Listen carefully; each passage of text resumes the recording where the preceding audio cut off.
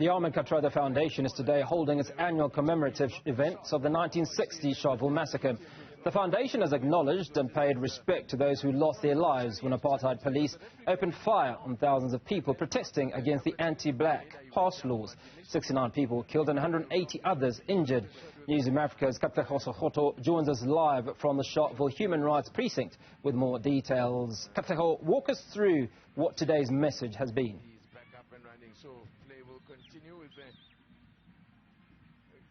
Hugo, indeed, the young people led the program here at the Ahmed Kathrada Foundation's Sharpeville Massacre commemorative event, and it started earlier this morning, where they started at the cemetery where many of those who died were buried, and then came to the old Sharpeville police station, and now holding the program here at the precinct.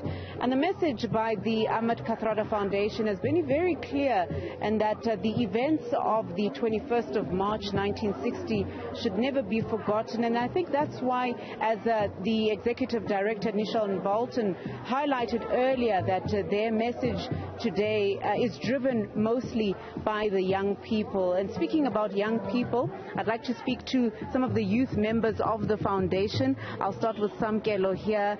You spoke up at the podium today marking the 21st of March 1960. As a young person, why was it important for you to get involved? For me, it was important to get involved to remind other young people around the country that it's important that we are in touch with our humanness. I think as young people, we have left the role and responsibility of safeguarding our country and our human rights to our predecessors, and it's time we take matters into our own hands. Yes. I mean, as a young person, considering the challenges you face today, considering the struggles that were fought during apartheid, I mean, do you think the struggle for young people continues today, and what does that struggle look like?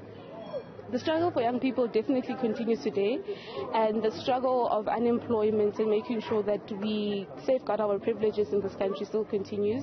But our struggle is not just us or for us alone, it is for other African countries and other youth in African countries that we need to unite and solidify and stand with in their struggles. Through our many difficulties, it doesn't matter how difficult our situation may be, but we need to remember that we need to stand together so that we all work to a common goal and a unified goal of being free. King, I'll come to you. I mean, tell me, as a young person, why did you want to get involved in today's events? It's because I think we will not prosper when we don't reconcile with our roots. In order for a black person to succeed, actually not a black person, in order for a person to succeed, they have to know their background. We have to know where we come from.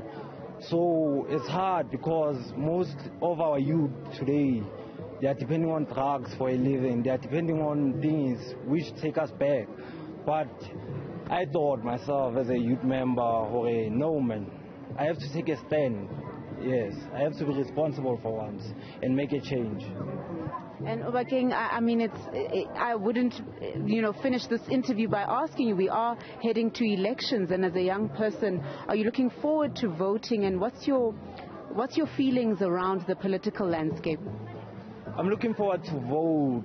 I have my own party, but I can't say which party it is. But I know there's change coming. Even though it might take time, it might not be these elections, but yeah, the next elections we might win. I don't know. Yes. And Samkelo, how are you feeling ahead of the elections?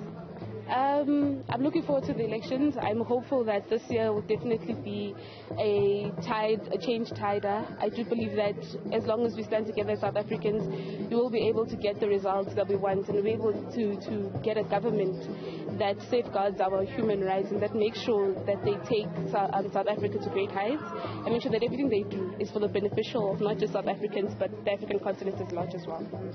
And I mean, lastly, your message to young voters who are not sure who to vote for, whether they should vote at all, who are perhaps a bit apathetic, your message to those young people? My message to young people is to take a stand, do your research, go through the manifestos, understand and make sure that the party identifies with you and your values and what you stand for, and take your decision from there. At the end of the day, this is an important human right we should exercise, because this is a way that we use to speak. This is how we verbalize ourselves in South Africa. So I'd implore them to take a stand, go through the election, the manifestos, and find the party that you identify with. From there on, you're on the home stretch, and make sure that you do cross that X, and wherever you cross it on, be confident in your choice. Thank you so much for your time. Thank you, Hugo. You heard it from the young people of the Ahmed Kathrada Foundation. They're very keen to cast their vote come the elections, and just outlining that as young people they wanted to get involved with today's commemorative event so that they understand where this country comes from, and as they face their own challenges today, understand where they're going.